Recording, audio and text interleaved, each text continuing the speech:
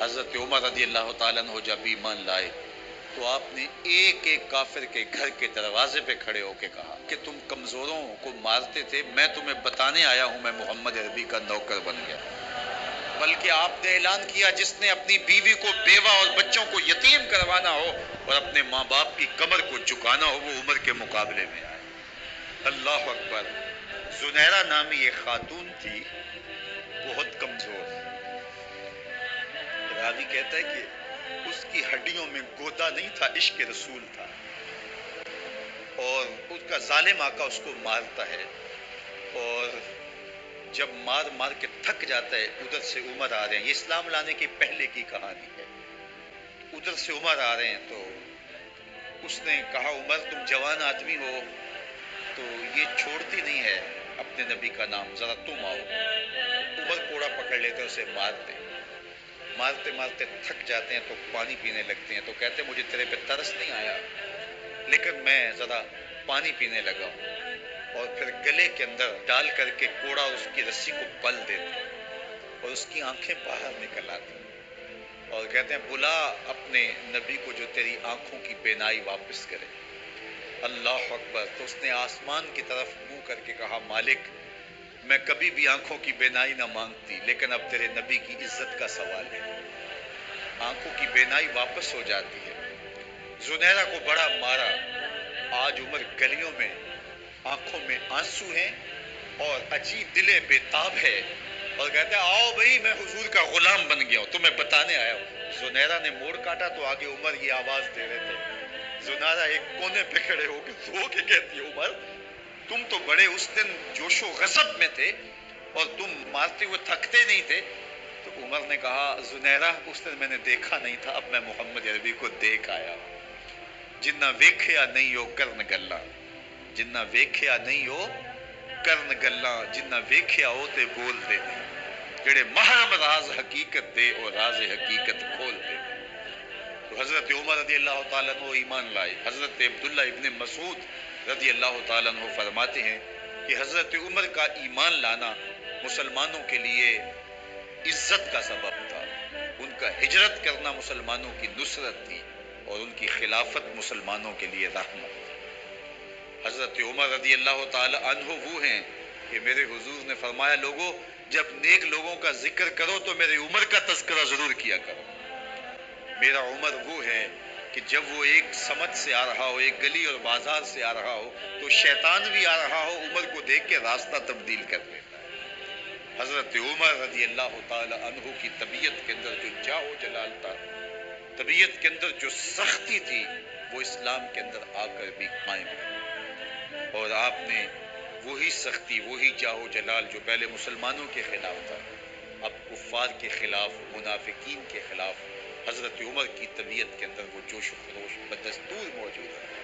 لیکن جس دن آپ خلیفہ بنے تو اس دن آپ نے ممبر پہ چڑھ کے جو خطبہ دیا اس میں کہا لوگوں میں سخت اس لیے تھا کہ رسول اللہ نرم تھے، پھر میں سخت اس لیے تھا کہ حضرت ابوبکر صدیق نرم تھے، اب میں تخت خلافت پہ بیٹھا ہوں، اب میری سختی جو ہے وہ نرمی میں تبدیل ہو گئی، صرف فاسقوں، فاجروں اور باغیوں کے لیے میں سخت ہوں، باقی تمہارے لیے نرم ہے۔ سب سے کم جو تنخواہ بیت المال سے اگر کسی وجود نے لی ہے تو وہ حضرت عمر رضی اللہ تعالیٰ نے صرف 2 جوڑے لیتے تھے سال میں، اور راوی کہتا ہے کہ میں نے دیکھا ہے کہ اس میں بھی 17 پیوند لگے ہوتے تھے۔ حضرت عمر رضی اللہ تعالیٰ عنہ کا طرز زندگی، آپ کا انداز معاشرت اور آپ کا انداز خلافت، ہر لمحہ آپ کی زندگی کا اٹھا کے دیکھیے کتنی مرتبہ قرآن حضرت عمر کی رائے کے مطابق نازل ہوا۔ اللہ تعالیٰ جل شانہ نے ان کو صاحب الہام بنایا تھا۔ ہر امت میں کوئی صاحب الہام ہوتا ہے، حضور کی امت کا صاحب الہام حضرت عمر رضی اللہ تعالیٰ، اور آقا کریم نے انہیں اپنا وزیر قرار دیا۔ فرمایا میرے 2 وزیر آسمانوں میں ہیں، 2 وزیر زمینوں میں ہیں، آسمانوں کے وزیر جبرائیل اور میکائیل ہیں اور زمین کے وزیر ابو بکر اور عمر رضی اللہ تعالی عنہما۔ عمر رضی اللہ تعالیٰ عنہ صرف 2 جوڑے لیتے تھے سال میں، اور راوی کہتا ہے کہ میں نے دیکھا ہے کہ اس میں بھی 17 پیوند لگے ہوتے تھے۔ حضرت عمر رضی اللہ تعالیٰ عنہ کا طرز زندگی، آپ کا انداز معاشرت اور آپ کا انداز خلافت، ہر لمحہ آپ کی زندگی کا اٹھا کے دیکھیے، کتنی مرتبہ قرآن حضرت عمر کی رائے کے مطابق نازل ہوا۔ اللہ تعالیٰ جل شانہ نے ان کو صاحب الہام بنایا تھا۔ ہر امت میں کوئی صاحب الہام ہوتا ہے، حضور کی امت کا صاحب الہام حضرت عمر رضی اللہ تعالیٰ، اور آقا کریم نے انہیں اپنا وزیر قرار دیا۔ فرمایا میرے 2 وزیر آسمانوں میں ہیں، 2 وزیر زمینوں میں ہیں۔ آسمانوں کے وزیر جبرائیل اور میکائیل ہیں، اور زمین کے وزیر ابو بکر اور عمر رضی اللہ تعالی عنہما۔ ایک دن حضرت عمر بیٹھ کے رو رہے تھے، تو کسی نے کہا حضرت رو کیوں رہے ہیں؟ فرمایا کہ میں اس لیے رو رہا ہوں کہ فلاں پل سے بکریاں گزری ہیں، تو پل کے اندر شکستگی تھی، ٹوٹا ہوا تھا پل درمیان میں، اس میں ایک بکری کی ٹانگ ٹوٹ گئی ہے، تو میں ڈرتا ہوں کہ میرا رب یہ نہ پوچھے کہ عمر تو نے پل صحیح تعمیر نہیں کروائے تھے کہ ایک بکری کی ٹانگ کیوں ٹوٹی ہے۔ یہ ہے حضرت عمر رضی اللہ تعالی عنہ۔ اللہ اکبر۔ تو اللہ تعالیٰ جل شانہ نے حضرت سیدنا عمر بن خطاب رضی اللہ تعالیٰ عنہ سے جو کام لیا، مختصر دور خلافت کے اندر 10 سال 6 ماہ 4 دن آپ نے خلافت فرمائی ہے، لیکن کہاں سے چلے اور یہاں مکران تک، بلوچستان کا حصہ ہے، یہاں تک آپ کے سلطنت کی حدود وسیع، ادھر آرمینیا تک جا پہنچے، حمص فتح کیا، قادسیہ، یرموک۔ آپ ذرا دیکھیے کہ کہاں تک آپ کی فوجوں کے گھوڑے دوڑتے رہے، اور اللہ تعالیٰ جل شانہ نے ان کو جو توانائی، عدل و انصاف کی قوت عطا فرمائی۔ اللہ اکبر۔ جب زمین پہ عدل کیا ہو تو زمین بھی حکم مانتی ہے، اور حضرت عمر وہ تھے جن کا حکم ہوائیں بھی مانتی تھی، زمین بھی مانتی تھی، جن کا حکم جو ہے وہ آگ بھی تسلیم کرتی تھی اور دریا بھی ان کا حکم مانا کرتے تھے۔ مصر کے اندر یہ رسم بد جاری تھی کہ سال کے بعد ایک دوشیزہ کو زیورات پہنا کے اچھے لباس میں ملبوس کر کے دریا کی بھیڑ چڑھایا جاتا، اس کی قربانی دی جاتی، اس کا خون بہتا تو دریا چلتا۔ جب مسلمانوں نے مصر فتح کیا تو گورنر نے لکھا کہ اسلام تو اس طرح کی رسوم کی اجازت نہیں دیتا، لیکن خشک سالی ہے، لوگوں کی فصلیں ویران پڑی ہے، تو حضرت کیا کیا جائے؟ تو حضرت عمر رضی اللہ تعالیٰ عنہ کاغذ کے ٹکڑے پہ لکھتے ہیں بسم اللہ الرحمن الرحیم، مصر کے نیل کی جانب عمر کا خط لکھتے ہیں، اے نیل اگر تو اللہ کے حکم سے چلا کرتا ہے تو چل، ورنہ ہمیں تیرے چلنے کی کوئی حاجت نہیں ہے۔ اور قاصد کو کہا یہ خط لے جاؤ اور جا کے دریائے نیل میں پھینک دو۔ قاصد جا کے خط دریائے نیل میں پھینک دیتا ہے، پانی آتا ہے، ایسا دریائے نیل چلا، 14 صدیاں ہوئی ہیں آج تک کبھی بند ہی نہیں ہوا۔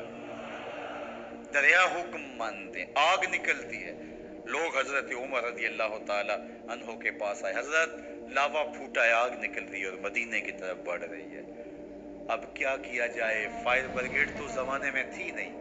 عمر نے اپنی قمیض اتاری، جس قمیض پہ 17 پیوند لگے ہوئے تھے چمڑے کے، کہا یہ قمیض لے جاؤ، جدھر آگ بڑھ رہی ہے آگے ڈھالنا، آگ پیچھے بھاگ جائے گی۔ زلزلہ آتا ہے تو زمین پہ درہ مارتے ہیں، زمین رک جا، کیا عمر نے تیری چھاتی پہ عدل نہیں کیا ہے؟ تو یہ عمر ہے رضی اللہ تعالی عنہ کہ جن کے انصاف کی وجہ سے، جن کے عدل کی وجہ سے اللہ تعالیٰ کی رحمات اور اس کی برکات کا نزول ہوتا تھا، اور اللہ تعالیٰ نے مسلمانوں کو وہ آبرو مند حکومت دی۔